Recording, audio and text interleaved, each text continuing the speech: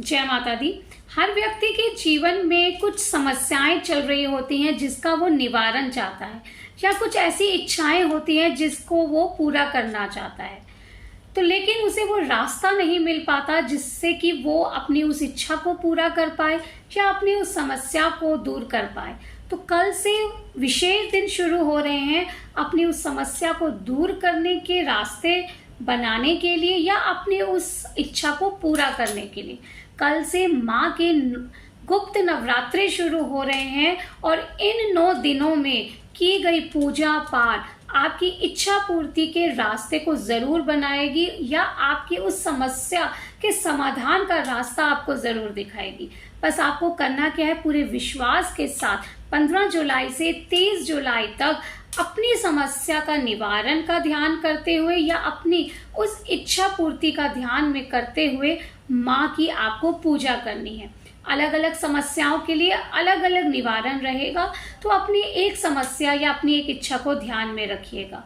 जैसे कि अगर किसी का विवाह नहीं हो पा रहा तो इन 9 दिनों में उस व्यक्ति को माँ को 9 पीले फूल चढ़ाने हैं, साथ ही साथ माँ को सिंदूर भेंट करना है, माँ कात्यायनी की पूजा करनी है और अपनी इच्छा पूर्ति का प्रार्थना करनी है। विवाह में अगर कलह क्लेश बढ़ता ही जा रहा है और उसका कोई निवारण नहीं हो पा रहा, आपसी दूरी बढ़ती ही जा रही है, तो आपको शिव पार्वती की पूजा करनी है।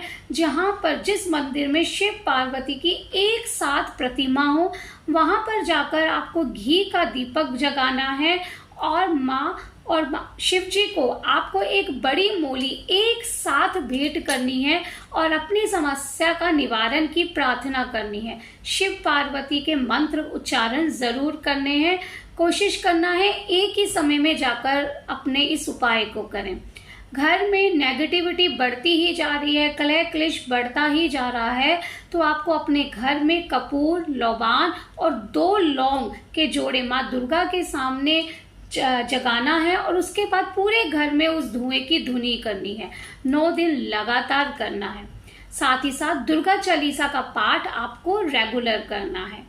बिजनेस में, नौकरी में या फाइनेंस रिलेटेड कोई भी समस्या चल रही हो तो आपको पीपल पर रोज जल चढ़ाना है, माँ लक्ष्मी को रोज गुलाब का फूल चढ़ाना है, साथ ही साथ एक घी का दीपक जगाना है और उस दीपक के नीचे चावल रखने हैं।